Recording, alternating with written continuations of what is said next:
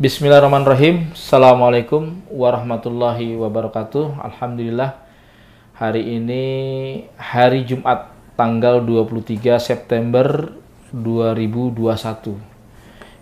Di podcast kami Sofyan Sauri Channel di Rumah Moderasi di Bilangan Kota Depok. Alhamdulillah, kami telah kedatangan tamu istimewa, yaitu Bang Zen Effendi alias Jakaria, ya biasa kita bilang Bang Zen.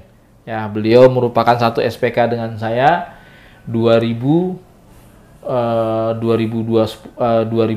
kami tertangkap, ya. Setelah saya tertangkap lebih dahulu beberapa bulan kemudian, beliau tertangkap oleh Densus 88 pada bulan Juni kalau tidak salah 2010 pada saat itu. Nah, kita akan bincang-bincang ya terkait dengan isu-isu terkini, bagaimana proses reintegrasi beliau ya selama ini, dan kemudian bagaimana hari ini beliau juga ternyata nama Bang Zen ini termasuk satu di antara penandatangan petisi 50. Nanti kita akan tanya nih, kita korek sedikit kenapa ada opsi pembubaran BNPT ya, padahal beliau ini sudah NKRI, beliau selama ini ikut program-program deradikalisasi yang diadakan oleh BNPT maupun Densus 88 ya.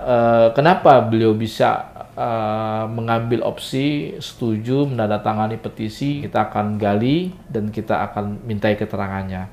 Saksikan yang satu ini.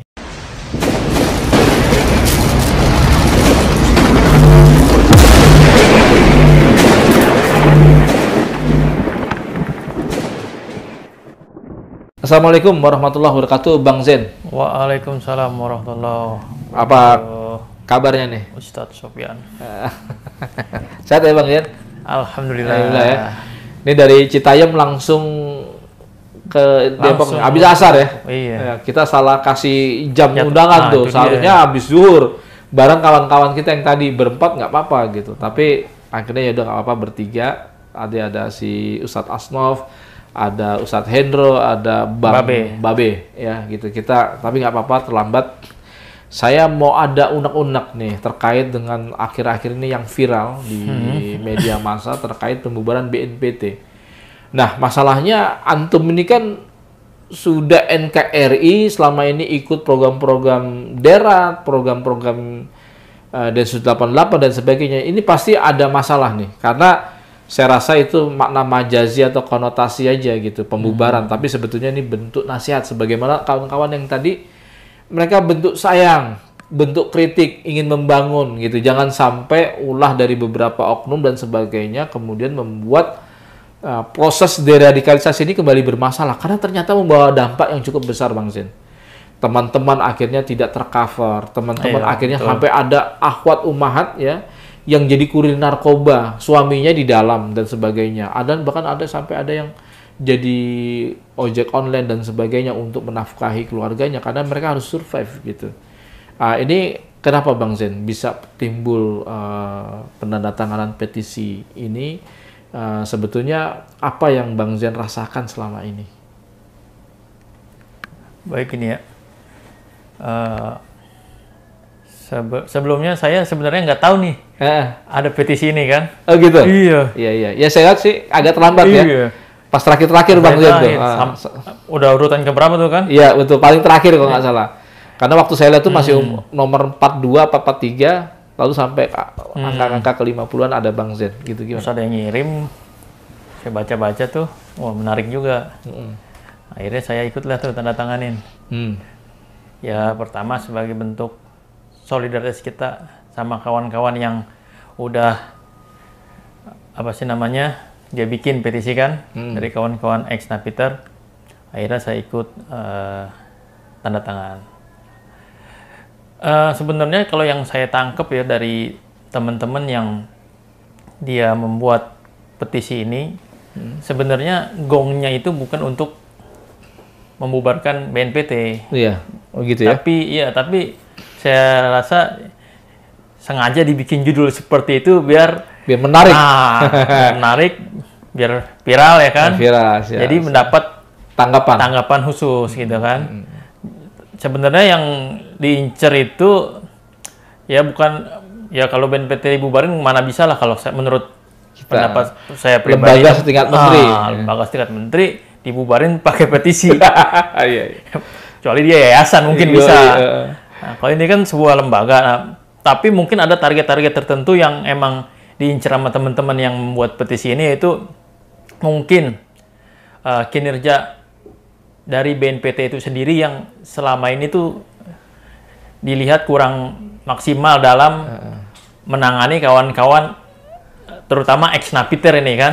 Kurang gigit. Nah, setelah mereka bebas, setelah di dalam dia dipaksa untuk NKRI, setelah bebas, dia ibaratnya ditinggalin gitu kan. Iya. Nggak ada follow up. Nggak ada follow up, nggak diurus lagi. Jadi merasa, kok kayak gini gitu kan.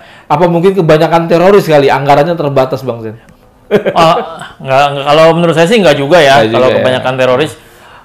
Karena kan kalau kita tahu kan anggaran BNPT itu kan per tahun lumayan juga ya. Lumayan sekitar ya, seharusnya bisa ya. 700 sampai 800 miliar per tahun anggaran, kan. Nah, seharusnya bisa lah kalau cuma untuk ya dari nggak banyak juga teroris ini. Yang dari sejumlah teroris yang ini, bahkan yang nggak mau ikut program malah lebih banyak. Nah, ya kan.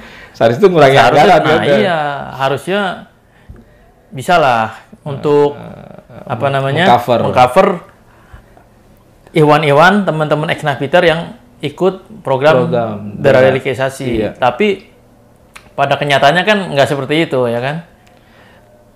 Tapi Bang Zen, saya mau tanya ini kok jadi ada sempat mencibir, ini mah urusan perut ternyata. Nah itu gimana menjawab tuduhan itu? Tapi saya rasa teroris ini kan selama ini hidupnya juga nggak pernah tergantung juga kepada siapa-siapa. Mereka bantuan juga nggak seberapa bantuan daripada BNPT gitu. Nah Anda melihat bahwa ini urusan perut itu kayak mana itu? Seperti apa?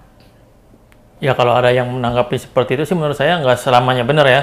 Karena masalah deradikalisasi ini kan bukan cuma masalah ekonomi, tapi kan masalah ideologi juga, terus masalah reintegrasi dia di masyarakat gimana ya kan. Betul. Setelah dia keluar, apakah dia diterima di masyarakat atau gimana kan, harusnya pendampingan BNPT itu tuntas total gitu kan. Jangan cuma waktu di dalam dia dipaksa untuk NKRI, setelah keluar dia berbaur di masyarakat, cap sebagai ex-napiter itu nggak hilang.